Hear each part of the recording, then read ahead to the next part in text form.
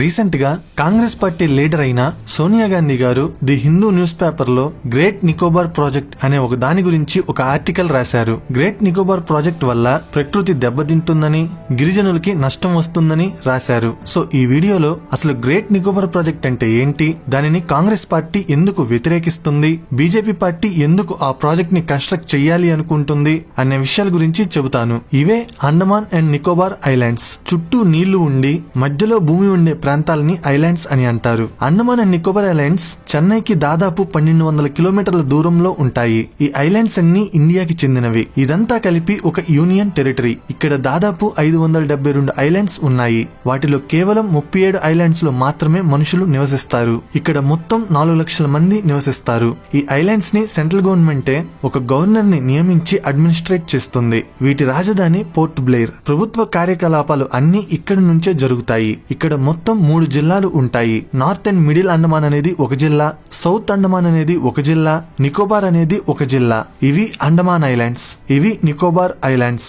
ఈ ఐలాండ్ పేరే great Nicobar island. ఇక్కడ దాదాపు 1200 మంది ప్రజలు నివసిస్తారు. ఈ ఐలాండ్ లోనే Indian government great Nicobar project ని కన్స్ట్రక్ట్ చేయాలనుకుంటుంది. ఈ ప్రాజెక్ట్ లో ఏం కన్స్ట్రక్ట్ చేస్తారంటే ఒక కంటైనర్ ట్రాన్స్షిప్మెంట్ పోర్ట్, ఒక ఇంటర్నేషనల్ ఎయిర్పోర్ట్, ఒక పవర్ ప్లాంట్, 3 లక్షల మంది నివసించగలిగే ఒక టౌన్షిప్, టూరిజం కోసం ఒక క్రూయిజ్ షిప్ టెర్మినల్, ఒక లగ్జరీ రిసార్ట్స్ హబ్, ఎంప్లాయ్మెంట్ కోసం ఒక ఇండస్ట్రియల్ హబ్ ని కన్స్ట్రక్ట్ చేస్తారు. ఈ ప్రాజెక్ట్ మొత్తం కాస్ట్ వచ్చేసి 75,000 కోట్లు. ఇదొక మెగా ఇన్ఫ్రాస్ట్రక్చర్ ప్రాజెక్ట్. ఇక్కడ గలాతియా రివర్ ఉంటుంది. ఇది ఇక్కడి నుంచి స్టార్ట్ అయ్యి ఇక్కడికి వచ్చి సముద్రంలో కలుస్తుంది. ఈ కలిసే ప్లేస్ లోనే పోర్ట్ ని కన్స్ట్రక్ట్ చేయబోతున్నారు. ఇక్కడ ఇంటర్నేషనల్ ఎయిర్పోర్ట్ ని కన్స్ట్రక్ట్ చేయబోతున్నారు. దీనిని ప్యాసింజర్ ఎయిర్ క్రాఫ్ట్ తో పాటు మిలిటరీ ఎయిర్ క్రాఫ్ట్ కూడా ఉపయోగిస్తారు. ఇక్కడ సోలార్ పవర్ ప్లాంట్ ని కన్స్ట్రక్ట్ చేయబోతున్నారు. ఇక్కడ టౌన్షిప్ ని కన్స్ట్రక్ట్ చేయబోతున్నారు. ఈ ప్రాజెక్ట్ ని కన్స్ట్రక్ట్ చేయాలనే ప్లాన్ 2021 లో స్టార్ట్ అయింది. డీటెయిల్డ్ ప్రాజెక్ట్ రిపోర్ట్ డిపిఆర్ ని ఏఈకామ్ అనే ఒక ఇంటర్నేషనల్ కంపెనీ ప్రిపేర్ చేసింది. 2022 లో ఈ ప్రాజెక్ట్ కి ఎన్విరాన్మెంట్ అండ్ ఫారెస్ట్ క్లియరెన్స్ వచ్చింది. 2023 లో షిప్పింగ్ పోర్ట్ ని కన్స్ట్రక్ట్ చేయడానికి టెండర్స్ పిలిచారు. ఆ టెండర్ లో Adani Ports, SR Ports, JSW Infrastructure, Megha Engineering and Infrastructure, Navayuga Engineering లాంటి కంపెనీస్ పాల్గొన్నాయి. పోర్ట్ ని గవర్నమెంట్ ప్లస్ ప్రైవేట్ కంపెనీస్ కలిపి కన్స్ట్రక్ట్ చేయబోతున్నాయి. 2025 లో సోలార్ పవర్ ప్రాజెక్ట్ ని కన్స్ట్రక్ట్ చేయడం కోసం టెండర్ పిలిచారు. అసలు ఇండియా ఎందుకని ఈ పోర్ట్ ని కన్స్ట్రక్ట్ చేయాలనుకుంటుందో చెబుతాను. గ్రేట్ నికోబార్ ప్రాజెక్ట్ ఇండియాకి చాలా ఇంపార్టెంట్. ఒకసారి ప్రాజెక్ట్ లొకేషన్ గాని గమనిస్తే ఇక్కడ మలాకా స్ట్రైట్ ఉంటుంది. ఇది ఇండోనేషియా, మలేషియా దేశాల మధ్యలో ఉంటుంది. చాలా సన్నగా ఉంటుంది. ప్రతిరోజు ఈ రూట్ ద్వారా చాలా షిప్స్ వెళ్తుంటాయి. ఈ రూట్ ద్వారానే China, Vietnam, Japan, south Korea దేశాలకి షిప్స్ ద్వారా సరుకు రవాణా అవుతుంది. ప్రపంచంలో జరిగే సరుకు రవాణాలో 40% రవాణా ఈ రూట్ ద్వారానే అవుతుంది. చైనాకి సప్లై అయ్యే ఆయిల్ లో 80% ఆయిల్ ఈ రూట్ ద్వారానే సప్లై అవుతుంది. అలాగే యూరోప్ నుంచి, మిడిల్ ఈస్టర్న్ కంట్రీస్ నుంచి చైనాకి వెళ్లే షిప్స్ ఫ్యూయల్ నింపుకోవడం కోసం, కంటైనర్స్ లోడింగ్ అన్లోడింగ్ కోసం ఎక్కువగా శ్రీలంకలో ఉన్న కొలంబో పోర్ట్ ని, మలేషియాలో ఉన్న క్లంగ్ పోర్ట్ ని, సింగపూర్ పోర్ట్ ని ఉపయోగించుకుంటున్నాయి. అదే ఒకవేళ గ్రేట్ నికోబార్ లో పోర్ట్ కన్స్ట్రక్ట్ అయితే యూరోప్ నుంచి, మిడిల్ ఈస్ట్ నుంచి వచ్చే షిప్స్ తమ అవసరాల కోసం నికోబార్ పోర్ట్ ని ఉపయోగించుకుంటాయి. దానివల్ల ఇండియాకి లాభం వస్తుంది. అలాగే ఇండియా నుంచి చైనాకి, ఈస్ట్ ఏషియన్ కంట్రీస్ కి వెళ్లే షిప్స్ ఇప్పటి వరకు కంటైనర్ హ్యాండ్లింగ్ కోసం శ్రీలంక, మలేషియా, సింగపూర్ పోర్ట్స్ ని యూజ్ చేసుకుంటున్నాయి. అదే గ్రేట్ నికోబార్ లో పోర్ట్ కన్స్ట్రక్ట్ అయితే ఇక నుంచి ఇండియాకి చెందిన కార్గో షిప్స్ వేరే దేశాల పోర్ట్స్ ని ఉపయోగించాల్సిన అవసరం ఉండదు. ఫారెన్ పోర్ట్స్ మీద ఇండియా డిపెండ్ అవ్వాల్సిన అవసరం ఉండదు. ఒకవేళ గ్రేట్ నికోబార్ లో ఇండియా గాని ఒక మంచి ఎయిర్పోర్ట్ అండ్ నేవల్ బేస్ గాని కన్స్ట్రక్ట్ చేస్తే ఎప్పుడైనా ఇండియాకి, చైనాకి యుద్ధం వచ్చినప్పుడు మలాకా స్ట్రైట్ ద్వారా వెళ్లే చైనీస్ షిప్స్ ని అడ్డుకోవచ్చు. అప్పుడు చైనాకి ఆయిల్ సప్లై ఆగిపోయేలా చేయవచ్చు. సో గ్రేట్ నికోబార్ ప్రాజెక్ట్ అనేది ఇండియాకి రెవెన్యూ పరంగా ఉపయోగపడుతుంది. అలాగే యుద్ధ సమయంలో ఒక మంచి strategic naval and air base లాగా ఉపయోగపడుతుంది. అందుకే Indian government great Nicobar project ని వీలైనంత త్వరగా కన్స్ట్రక్ట్ చేయాలనుకుంటుంది. 2028 లోపు 18,000 కోట్లు ఖర్చు పెట్టి ఫేజ్ 1 పూర్తి అయ్యేలా పనులు చేస్తున్నారు. కానీ ఈ ప్రాజెక్ట్ ని అపోజిషన్ పార్టీ అయిన కాంగ్రెస్ వ్యతిరేకిస్తుంది. రీసెంట్ గా కాంగ్రెస్ పార్టీ లీడర్ అయిన సోనియా గాంధీ గారు ఈ ప్రాజెక్ట్ ని వ్యతిరేకిస్తూ న్యూస్ పేపర్ లో ఒక ఆర్టికల్ రాశారు. అందువల్ల ఈ ప్రాజెక్ట్ మళ్లీ న్యూస్ లోకి వచ్చింది. అసలు ఆ న్యూస్ ఆర్టికల్ లో సోనియా గాంధీ గారు ఏం చెప్పారంటే, గ్రేట్ నికోబార్ ఐలాండ్ అనేది 2 తెగల గిరిజనులకి నివాసం. ఒక తెగ పేరు నికోబరీస్, ఇంకొక తెగ పేరు షాంపెన్. ఇప్పుడున్న ప్రాజెక్ట్ లొకేషన్ లో ఒకప్పుడు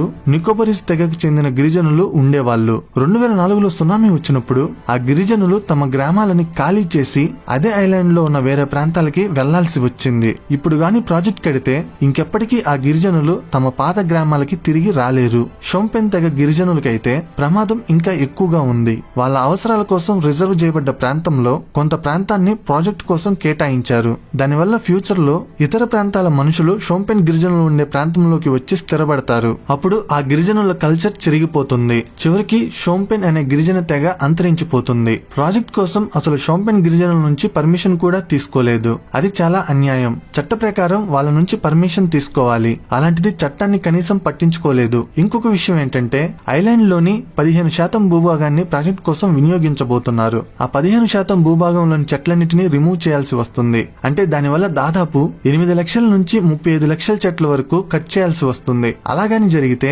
అక్కడ ఉండే ప్రత్యేకమైన వృక్ష జాతికి నష్టం వాటిల్లుతుంది. ఇక్కడ చెట్లని కట్ చేసినందుకు కంపెన్సేషన్ గా అక్కడెక్కడో హర్యానాలో చెట్లు నాటుతామంటున్నారు. అసలు ఇదెక్కడ న్యాయం? విచిత్రం ఏంటంటే హర్యానాలో కేటాయించిన స్థలంలో పావువంతు స్థలంలో అక్కడి గవర్నమెంట్ మైనింగ్ కి పర్మిషన్ ఇచ్చింది. అలాంటప్పుడు చెట్లు నాటి ఏం ఉపయోగం? ప్రాజెక్ట్ కట్టే ప్లేస్ లో తాబేళ్లు గూడు కట్టుకునే ప్లేస్ ఉంది. అలాంటి ప్లేస్ లో ప్రాజెక్ట్ ఎలా కడతారు? ఇంకొక విషయం ఏంటంటే ప్రాజెక్ట్ కట్టే ప్లేస్ లో తరచుగా భూకంపాలు వస్తుంటాయి. 2004లో అక్కడ సునామీ వచ్చి 15 అడుగుల వరకు భూభాగం ఇప్పటికీ నీటిలోనే మునిగిపోయి ఉంది. 2025లో 6.2 భూకంపం కూడా వచ్చింది. అలాంటి ప్రకృతి వైపరీత్యాలు కలిగే ప్లేస్ లో ప్రాజెక్ట్ ని ఎలా కడతారు? సో ఫైనల్ గా గ్రేట్ నికోబార్ ప్రాజెక్ట్ అనేది ఆ ఐలాండ్ లో ఉన్న స్థానిక గిరిజనులకి చాలా ప్రమాదకరమని, అక్కడ ఉండే ప్రత్యేకమైన వృక్ష జాతిని రిమూవ్ చేయాల్సి వస్తుందని, ఆ ప్లేస్ కి ప్రకృతి వైపరీత్యాల నుంచి ప్రమాదం పొంచి ఉందని, చట్టంలో ఉన్న లొసుగుల్ని ఉపయోగించుకుని ప్రాజెక్ట్ కన్స్ట్రక్షన్ కి పర్మిషన్ తెచ్చుకున్నారని సోనియా గాంధీ గారు ఆ ఆర్టికల్లో రాశారు. వీటికి సమాధానంగా బీజేపీ పార్టీ ఏమని చెబుతుందంటే అసలు గ్రేట్ నికోబార్ ఐలాండ్ లో ఉండే జనాభా సంఖ్య కేవలం 1200 మంది మాత్రమే. అందులో నికోబారీస్ తెగ గిరిజనుల సంఖ్య 1000 మంది, షాంపెన్ గిరిజనుల సంఖ్య 200 మంది. మొత్తం ఐలాండ్ ఏరియా 950 చదరపు కిలోమీటర్లు. అందులో ప్రాజెక్ట్ కట్టేది కేవలం 150 చదరపు కిలోమీటర్లు మాత్రమే. మిగతా 800 చదరపు కిలోమీటర్లు అంతా ఆ 1200 మంది కోసమే రిజర్వ్ చేసి ఉంటుంది. ఆల్రెడీ అక్కడ నివసించే నికోబారీస్ గిరిజనులు ప్రాజెక్ట్ ని కట్టడం కోసం గవర్నమెంట్ కి నో అబ్జెక్షన్ సర్టిఫికేట్ ఇచ్చారు. షాంపెన్ గిరిజనులేమో అసలు అవుట్ సైడ్ పీపుల్ తో కాంటాక్ట్ అవ్వడానికి ఇష్టపడడం లేదు. సెంటినల్ ఐలాండ్ లో ఉన్న మనుషుల్లానే వీళ్ళు కూడా అవుట్ సైడ్ పీపుల్ తో కాంటాక్ట్ అవ్వాలని అనుకోవడం లేదు. అందుకే వాళ్ళ దగ్గర నుంచి పర్మిషన్ తీసుకోలేకపోయాము. గిరిజనులు ఎక్కడికి వలస వెళ్లాల్సిన అవసరం లేదు. 82% ల్యాండ్ ఇంకా మిగిలి ఉంటుంది. ఆల్రెడీ ప్రాజెక్ట్ కి ఎన్విరాన్మెంట్ అండ్ ఫారెస్ట్ క్లియరెన్స్ వచ్చింది. మేము ఐలాండ్ ని హాంకాంగ్, సింగపూర్ లా చేద్దాం అనుకుంటున్నాము. మిలిటరీకి కూడా ప్రాజెక్ట్ బాగా ఉపయోగపడుతుంది. ఆల్రెడీ చైనా పాకిస్తాన్ లోని గ్వాదర్ పోర్ట్ ని, శ్రీలంకలోని హమ్మన్టోటా పోర్ట్ ని, మియన్మార్ లో పోర్ట్ ని మేనేజ్ చేస్తుంది. సో ఇండియా కూడా గ్లోబల్ షిప్పింగ్ రూట్ లో ఒక పోర్ట్ ఉండాలి. అందుకే ఈ ప్రాజెక్ట్ ఇండియాకి చాలా ఇంపార్టెంట్. రాహుల్ గాంధీ గారు కరెక్ట్ గా మలేషియా వెళ్ళినప్పుడే సోనియా గాంధీ గారి నుంచి ఆర్టికల్ వచ్చింది. అంటే ఈ ప్రాజెక్ట్ ని వ్యతిరేకించడానికి వేరే దేశాల ప్రమేయం కూడా ఉంది. ఎందుకంటే ఈ ప్రాజెక్ట్ గాని పూర్తి అయితే మలేషియా మరియు సింగపూర్ దేశాలకి బిజినెస్ తగ్గిపోతుంది. అలాగే చైనాకి మిలిటరీ పరంగా నష్టం ఉంటుంది. అందుకే ఆ దేశాలన్నీ కలిసి అపోజిషన్ లీడర్స్ చేత ప్రాజెక్ట్ మంచిది కాదని అనిపిస్తున్నాయి. 2001లో BJP party golden quadrilateral road project ని స్టార్ట్ చేసినప్పుడు అంత ఎక్కువ డబ్బు ఖర్చు పెట్టి ప్రాజెక్ట్ కట్టడం వేస్ట్ అని కాంగ్రెస్ పార్టీ నాయకులు అన్నారు. కానీ ఇవాళ అదే ప్రాజెక్ట్ ఇండియాకి బాగా ఉపయోగపడుతుంది.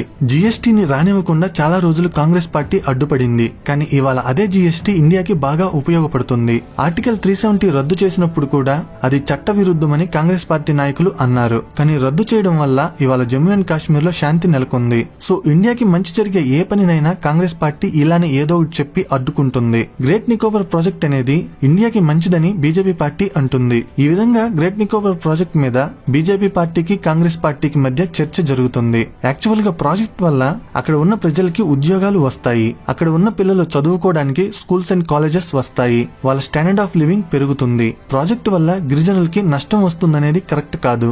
అలా అయితే పూర్వకాలంలో ఇప్పుడు మనం ఉండే ప్రాంతాలు కూడా అడవులలాగే ఉండేవి. ఆ అడవులని ఎందుకు కొట్టేయడం అనుకుంటే మనం కూడా ఇంకా అడవి మనుషులలాగే రాళ్లు రప్పలు కొట్టుకుంటూ ఉండేవాళ్ళం. ప్రాజెక్ట్ ని వ్యతిరేకించే వాళ్లే రోజు కార్లలో తిరుగుతూ, ఫ్లైట్స్ లో వెళ్తూ, కరెంటు వాడుకుంటూ రోజు వాతావరణాన్ని పొల్యూట్ చేస్తూ ఉంటారు. ఒకవేళ వాళ్ళకి ఎన్విరాన్మెంట్ అంటే అంత ప్రేమ ఉన్నప్పుడు రోజు కార్లలో కాకుండా నడిచి వెళ్ళమనండి. ఇంటిని కాంక్రీట్ తో కాకుండా కట్టెలతో కట్టుకోమనండి. కరెంటు వద్దని చెప్పండి. అలా చెయ్యరు. కానీ పాపం వేరే వాళ్ళు కూడా డెవలప్ అయ్యి కంఫర్టబుల్ గా బ్రతుకుదామని అనుకున్నప్పుడు వీళ్ళకి ఎన్విరాన్మెంట్ గవర్నమెంట్ గుర్తుకు వస్తుంది. సో అది కరెక్ట్ కాదు. ప్రాజెక్ట్ కి ఆల్రెడీ ఫారెస్ట్ క్లియరెన్స్ వచ్చింది, అంటే ప్రాజెక్ట్ వల్ల ఏం నష్టం ఉండదు అన్నప్పుడే పర్మిషన్ ఇస్తారు. అలాగే మిలిటరీ పరంగా కూడా ప్రాజెక్ట్ ఇండియాకి చాలా important. So great Nicobar project కడితేనే మంచిది. ఒక చిన్న విషయం, ఇండియాలో ఈ మధ్య చాలా మంది ఎక్కువగా మ్యూచువల్ ఫండ్స్ లోనే ఇన్వెస్ట్ చేస్తున్నారు. ఎందుకంటే రిస్క్ తక్కువ ఉంటుంది, మంచి రిటర్న్స్ ఉంటాయి. మీరు కూడా మ్యూచువల్ ఫండ్స్ లో ఇన్వెస్ట్ చేయాలంటే కింద డిస్క్రిప్షన్ లో ఇచ్చిన లింక్ తో ఫ్రీగా Angel One demat account open చేసుకోండి. Just Aadhaar card, PAN card, bank account ఉంటే చాలు. మ్యూచువల్ ఫండ్స్ లో ఎలా ఇన్వెస్ట్ చేయాలనే దాని గురించి నెక్స్ట్ వీడియోలో చెబుతాను. అకౌంట్ క్రియేట్ చేసి పెట్టుకోండి. నా ఎక్స్ప్లెనేషన్ నచ్చితే వీడియోని లైక్ చేసి షేర్ చేయండి. ఇలాంటి ఇంట్రెస్టింగ్ వీడియోస్ కోసం ఛానల్ ని సబ్స్క్రైబ్ చేయండి. వీడియో పెట్టగానే నోటిఫికేషన్ రావాలంటే సబ్స్క్రైబ్ చేయగానే పక్కనే ఒక బెల్ ఐకాన్ కనబడుతుంది, దాని మీద క్లిక్ చేయండి. Thank you.